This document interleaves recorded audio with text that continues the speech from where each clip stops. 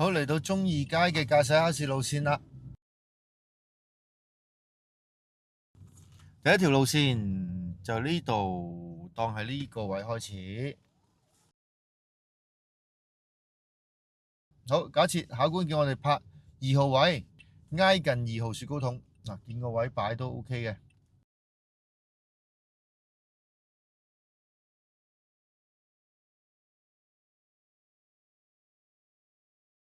暫時着咗綠燈，但係孭仔燈未着啊嘛，所以對面嗰兩架車都仲係落到嚟㗎，所以我要停一停㗎。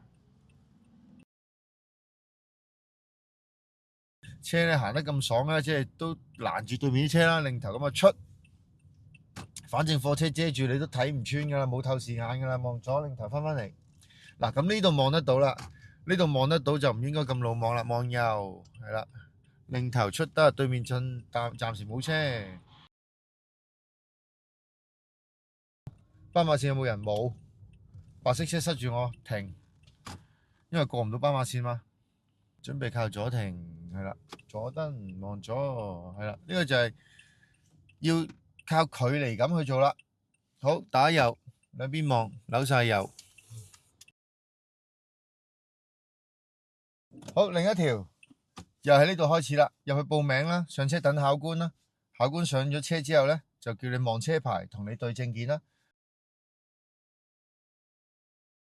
頭先拍2號啊嘛，依家拍4號啦。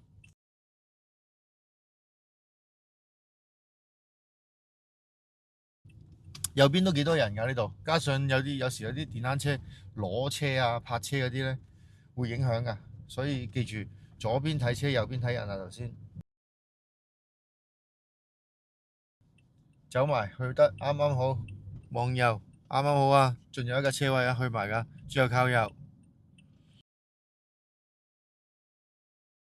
等冇車先轉都得。嗱，暫時冇車啦，唔使等孭仔燈着啦，望右擰頭轉得㗎啦。冇偏右冇偏左啊嘛，基本操控嘅技巧啦，呢啲唔好忽視啊。就講緊呢個唔偏右唔偏左，我覺得超過一半考生以上做唔到啊呢樣嘢。叫我哋靠左停啦，收到，左燈望鏡埋嚟停啦。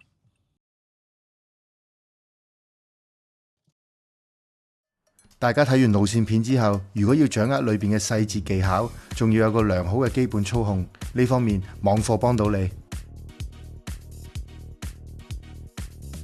單元1：基本認識車輛嘅操控。大家唔好睇小車嘅基本概念，學車嘅過程往往時間緊迫，好多時就算師傅講過，落堂就會唔記得。所以我哋要慢慢仔細咁樣了解車輛基本操作同埋各個部件，特別係平時容易忽略嘅調校座位啦、司機位、常用嘅按鍵等等，等大家可以更加快適應各種駕駛嘅操作。我哋日常揸車成日遇到嘅亂咁上落車、亂咁開閂車門等等嘅危險情況，呢啲咁基本嘅安全知識，往往係我哋學做司機最應該打好嘅基礎。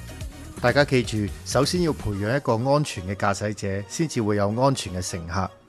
最後，掌握學車必須要知嘅常識，例如交通規則、檢查、維修嘅要點，一步一步建立安全、負責、穩健嘅駕駛習慣。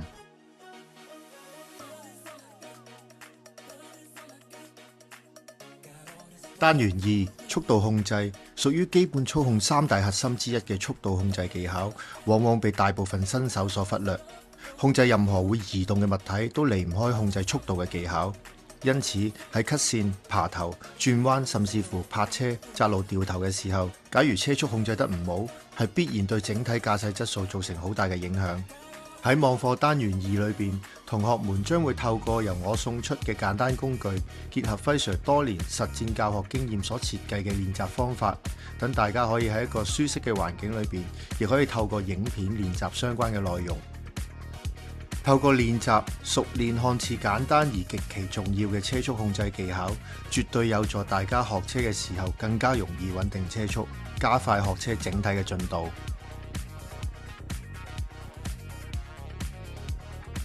單元3：軚盤控制，屬於基本操控3大核心之一嘅軚盤控制技巧。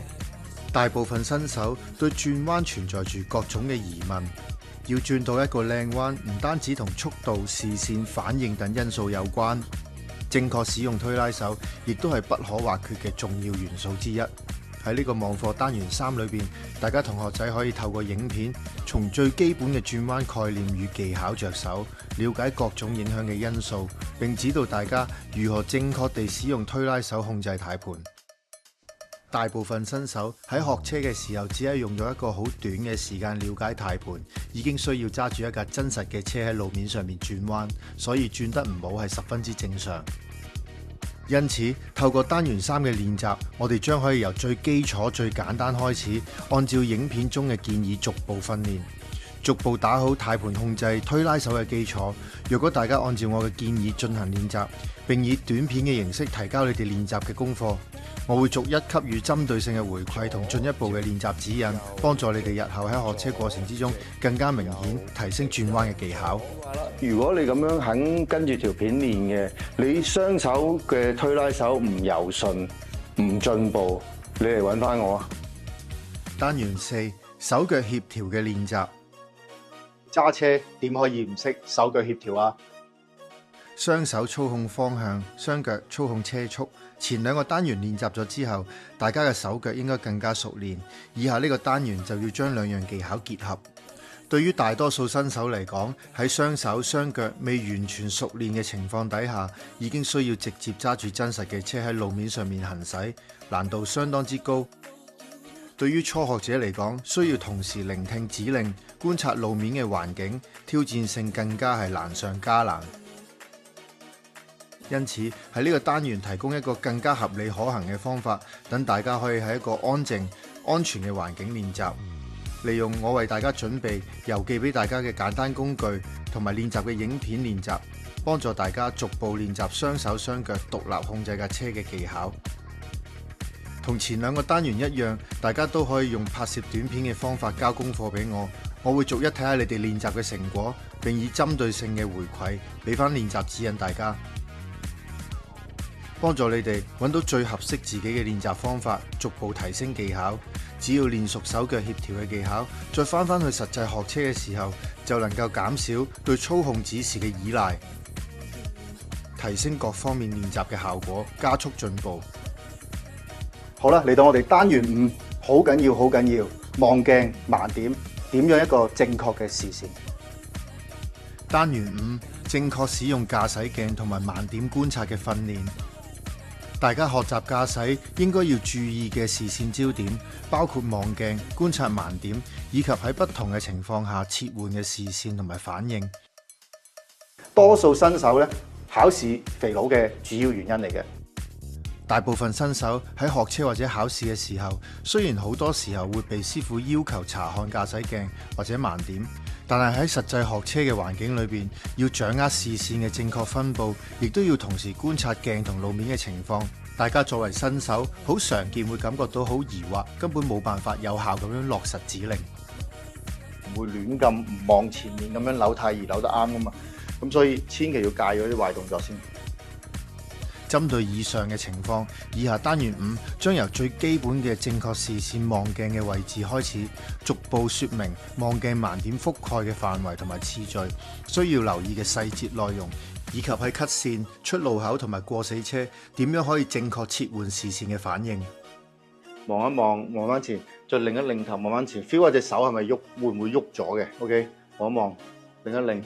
透過精心設計嘅教學影片，循序漸進咁樣練習，等大家逐步可以理解同埋掌握呢啲細節，從而令到我哋可以喺實際駕駛當中靈活應用，達到穩健而高效率嘅學習進度。由單元1睇到單元4，再睇呢個嘅單元5嘅話，練嘅嘢就啱次序啦。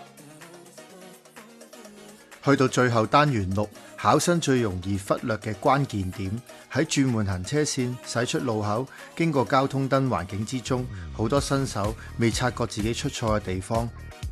呢個單元假設你已經掌握咗基本操控同埋駕駛鏡嘅盲點應用，將會整合新手初學者經常犯錯而自己唔知嘅情況。